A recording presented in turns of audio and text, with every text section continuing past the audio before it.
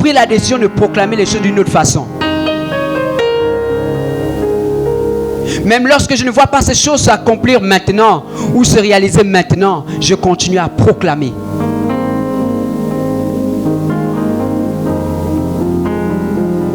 La foi naît de la parole. Elle provient de la parole. Et cette parole, lorsqu'elle est déclarée, lorsqu'elle est relâchée, elle finit par s'accomplir.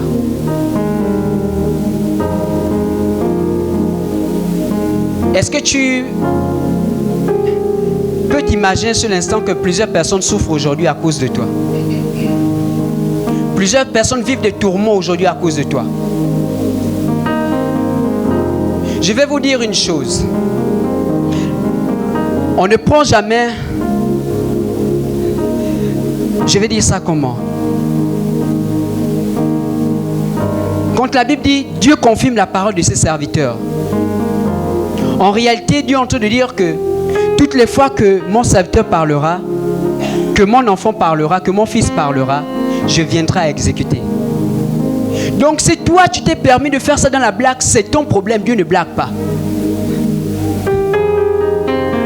Il considère tout ce que tu dis. Et il le fait. Il accomplit. Une fois j'enseignais ici en disant que notre parole est détenue par un esprit. Le païen, quand il parle, il y a des entités sataniques qui tiennent ça, des esprits qui tiennent ça, qui appliquent ces paroles. Mais lorsque le Fils de Dieu parle, il y a l'Esprit de Dieu qui prend et qui exécute. C'est pourquoi faites très attention, faisons très attention à la manière dont nous parlons. Parce que derrière chaque parole, il y a un esprit qui exécute. Derrière chaque parole, il y a une puissance qui la prend et qui l'emmène et qui s'assure de l'emmener à l'existence. Si tu dis tu es pauvre,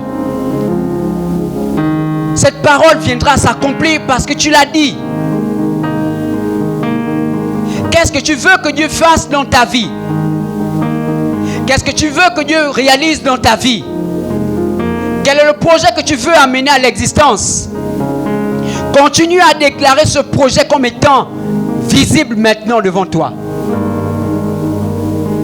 Parce que si tu changes de langage, la parole sur laquelle tu mets plus de foi est celle qui vient à l'existence.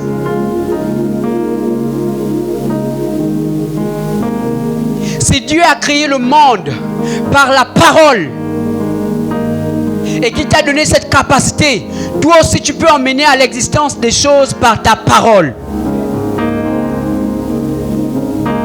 C'est pourquoi lorsque tu donnes ta parole à un homme, respecte toujours ta parole.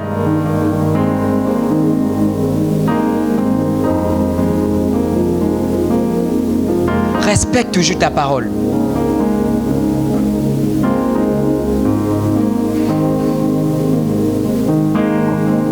Jacques dit, la langue est un petit membre, mais qui fait des dégâts. En deux termes, il essaie de nous faire comprendre que ta langue, tout le pouvoir que tu as, se trouve sur ta langue.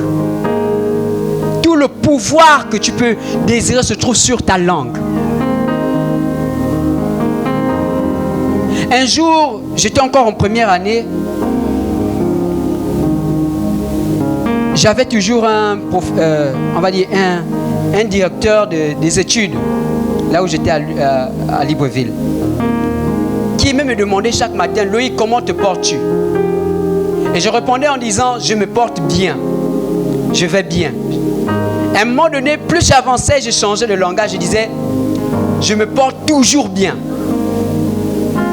Chaque fois qu'il me voyait et qu'il voyait deux autres étudiants qui rentraient au niveau de l'établissement, il disait, c'est plus la peine que je demande à Loïc comment il se porte. Je sais qu'il se porte toujours bien.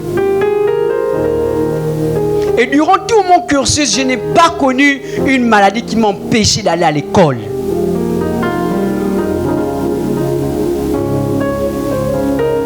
Le professeur disait toujours, ce directeur disait toujours, si un élève, un étudiant autant pour moi, qui m'épate beaucoup, c'est Loïc. Il est toujours vigoureux, il est toujours en mouvement. Tu ne connais pas de fatigue. J'ai dit, monsieur, je vous ai dit, je me porte toujours bien.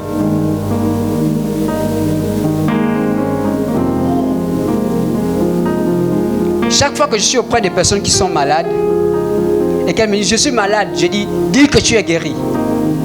Je ne le fais pas pour le plaisir de faire. J'ai compris que ce que l'homme déclare. Une fois, j'enseignais qu'un neurochirurgien, un neurologue, autant pour moi, avait découvert que dans le cerveau de l'homme, il y a un point central qui est le centre de donner des informations. Chaque fois que tu déclares quelque chose, c'est comme une carte mémoire. Elle affecte tous les autres neurones. Merci. Et ça s'applique. Quand tu dis tu es malade, l'information arrive et il dit, il a déclaré il est malade, comportez-vous comme un malade. Ce sont des nerfs, tout ça ce sont des nerfs dans nos corps.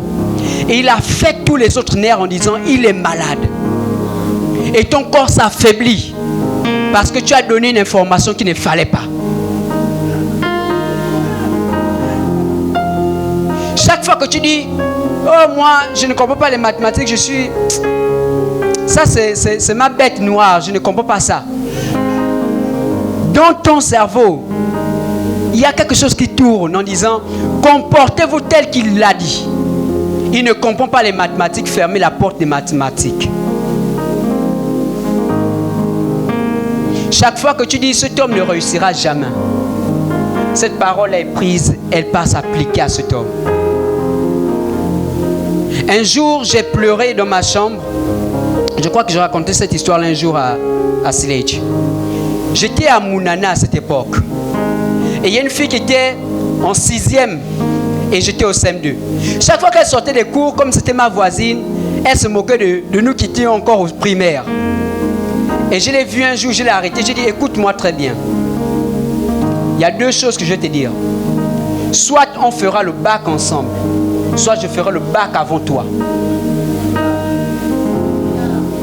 J'ai fait le bac avant elle et c'est 2 ans après qu'elle a fait le bac. J'ai pleuré ce jour-là dans ma chambre parce que j'avais condamné la vie d'une personne. Elle avait repris des classes à cause de ce que j'avais dit. Un autre jour, mon professeur avait, l'intendant, avait eu sur sa liste mon nom, comme j'avais fait un transfert officiel. Mais il m'avait dit, il n'avait pas vu mon nom. Lorsque ma soeur était venue, il a demandé, c'est toi Tanga Loïc? Elle a dit non, c'est mon frère. Ça veut dire qu'il avait vu le nom sur la liste. Mais il a dit, non, il n'y a pas ton nom. Je suis venu auprès de ce professeur, je dis, vous ne savez pas ce que vous faites, monsieur. Je suis encore à ma première année en 6e, mais je veux toucher ma toute première bourse que j'ai entendu toujours parler. Et vous m'empêchez de voir ou d'avoir ma bourse. Je vous assure, monsieur, mangez cette bourse. Votre ventre va grossir. Et si réellement il y a un Dieu qui existe, soit vous serez affecté, soit on vous enlèvera à ce poste. Je ne connaissais pas encore Jésus. Je suis parti. La même année, il était affecté à Port-Gentil. Il n'a pas terminé l'année, on l'a réaffecté à Mounana comme étant 3e surveillant général. Il avait perdu sa place. Aujourd'hui, il est toujours là-bas. Il a perdu sa place. Il ne connaît plus d'affectation. À cause de ce que j'ai proclamé. Est-ce que vous comprenez la profondeur des paroles et la puissance qui se cache sur notre langue? Tu es capable, en tant que fils de Dieu, de dire à un chef d'entreprise qu'il quittera, il quitte. De dire qu'il partira, il partira.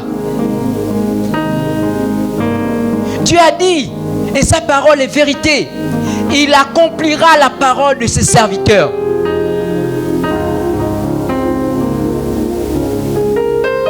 Je connais une sœur qui était harcelée dans son travail par son chef. Elle m'a appelé, elle m'a dit, Loïc, voilà ma situation. J'ai dit, ok, ne t'inquiète pas. Si je suis serviteur de Dieu, ce gars-là sera affecté. Il a été affecté.